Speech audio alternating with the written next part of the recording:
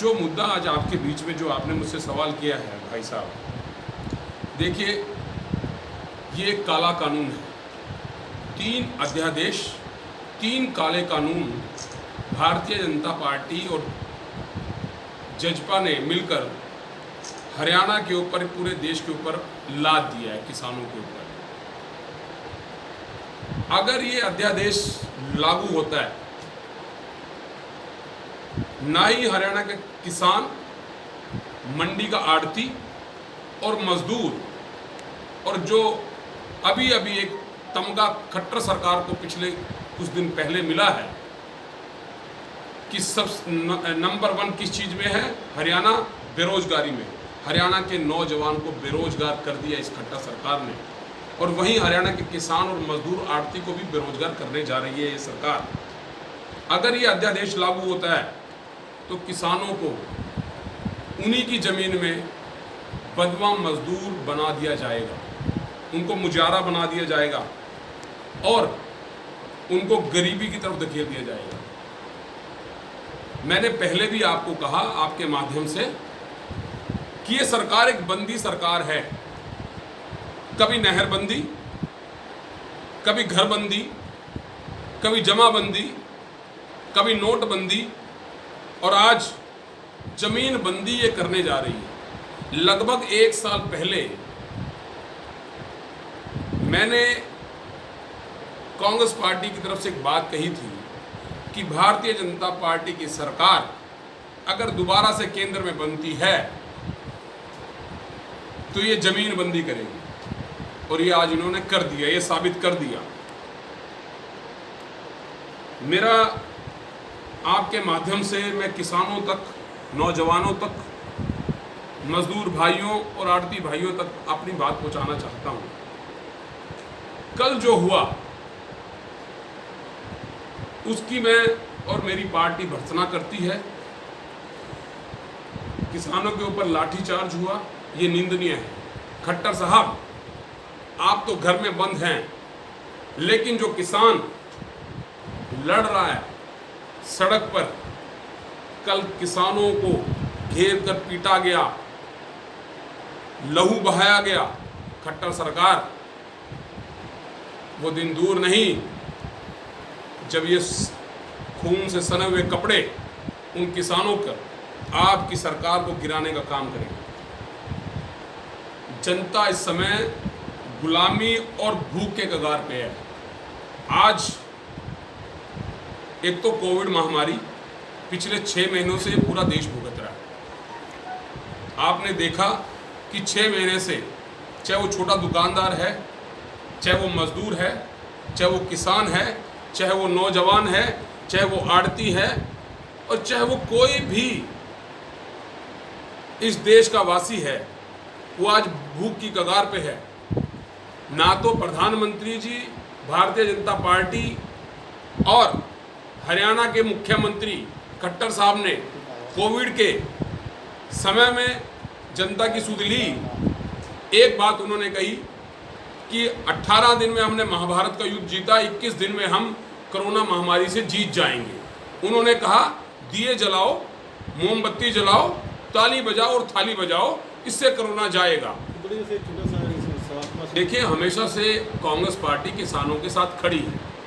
10 साल जब हरियाणा में और केंद्र में कांग्रेस की सरकार थी, एक भी एजिटेशन हरियाणा में कांग्रेस की सरकार के समय में हुआ तो बताओ। जब जब किसानों ने बात कही, उनकी बात को बैठ करके भाईचारे की तरह कांग्रेस पार्टी ने उनकी बात को सुना, निपटाया और उनके हक की बात की। कांग्रेस हमेशा से किसान, मजदूर, छोटा दुकानदार, नौजवान हितैषी रही है। हमेशा से नौजवान और किसानों और मजदूरों के हक में कांग्रेस पार्टी ने काम किया।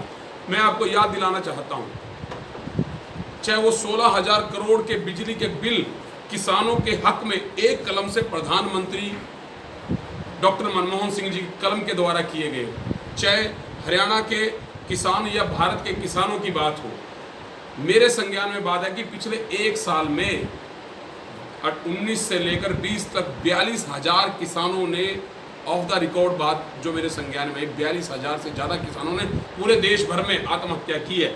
सर एक छोटा सवाल ये है कि देखिए, मेरे पार्टी के नेता, हमारे पार्टी के अभी सुबह आदरणीय रणदीप सिंह सुरजेवाला जी, राष्ट्रीय मुख्य प्रवक्ता अखिल भारतीय कांग्रेस पार्टी, मैं उनके साथ सुबह कुरुक्षेत्र में एक प्रेस कॉन्फ्रेंस हमने की। आदरणीय सुरजेवाला जी ने अपने संबोधन में प्रेस वार्ता करते हुए एक बात कही कि राष्ट्रीय अध्यक्षा श्रीमती सोनिया गांधी जी और कांग्रेस पार्टी के बड़े नेताओं के द्वारा ये बात संज्ञान में कल के लाठीचार्ज की ला दी गई है और कांग्रेस पार्टी का स्टैंड है कि वो इस मामले में किसानों के हक में खड़ी है और जब ये अध्यादेश लोकसभा या राज्यसभा में लाया जाएगा कांग्रेस पार्टी इसका विरोध करेगी। और ये स्टैंड बिल्कुल क्लियर है, कांग्रेस पार्टी किसानों और मजदूरों और आड़तियों के साथ खड़ी है। ये बात। दूसरी बात, जहां आपने बात की कि पर्चे दर्ज किए गए हैं, मुकदमे दर्ज करने की बात है, मैं खट्टर साहब को चेताना चाहता हूं कि खट्टर साहब आप जाग जाइए। पिछले 6 वर्षों से आप सोने का काम कर रहे हैं, आप जाग जाइए। ये हरियाणा लूट चुका है, ये हरियाणा पिट चुका है। अब तो जो बचा कुचा है उसको खड़ा कीजिए। इन नौजवानों, इन किसानों, इन मजदूरों, इन आड़तियों की बात सुनिए। आपके कान पर जूं तक नहीं रहेगी है खट्टर साहब, आप घर में बैठे हैं, जाग जाइए। मैं एक कांग्रेस पार्टी का एक अदना सा छोटा सा सिपाही आपको कह रहा हूं और चेताना चाहता हूं कि आप जागे। देखिए, लाठीचार्ज करने से लोकतंत्र में बहुत बड़ा हमला है। ये खट्टर साहब का जैसे अंग्रेजी हुकूमत में किया जाता था, आज लोकतंत्र है। लोकतंत्र की हत्या खट्टर सरकार ने, और खट्टर सरकार में जजपा, दुष्यंत चौटाला और मनोहर लाल खट्टर जी ने मिलकर, उनके गुंडों ने वहां लाठीचार्ज किया। बिना वर्दी के कुछ लोग आपको वीडियो में दिखाई दे रहे होंगे, वो जो लोग थे वो खट्टर साहब और भारतीय जनता पार्टी के गुंडे लोग थे। उन्होंने किसानों के ऊपर लाठीचार्ज किया है। और दुष्यंत चौटाला जी, आप तो किसानों की वोट लेकर, किसानों के हक की बात करके आप सत्ता में 10 सीटें आपको किसानों ने, हरियाणा के और मजदूरों ने दी, और आप जाकर के भारतीय जनता पार्टी की गोदी में बैठ गए। और आज पिछले 1 साल से लगभग 11 महीनों से ना तो आपने किसान की सुध ली, ना आपने नौजवान की सुध ली, ना आपने मजदूर की सुध ली, और ना आपने आड़ती और छोटे दुकानदार की सुध ली। सिर्फ एक ही बात है कि हम कर रहे हैं और हम देख रहे हैं, हम कर देंगे। खट्टर साहब, दुष्यंत जी, आप जाग जाइए। और ये जो काला कानून है ये आपको वापस लेना होगा। क्यों वापस लेना होगा? क्योंकि ये दरकार है आज। वरना आपने कल देखा है, यहां के भारतीय किसान यूनियन के नेताओं ने, गुरनाम सिंह चढ़ूनी जी और उनके नेताओं से आज हमारी बातचीत वार्ता हुई है।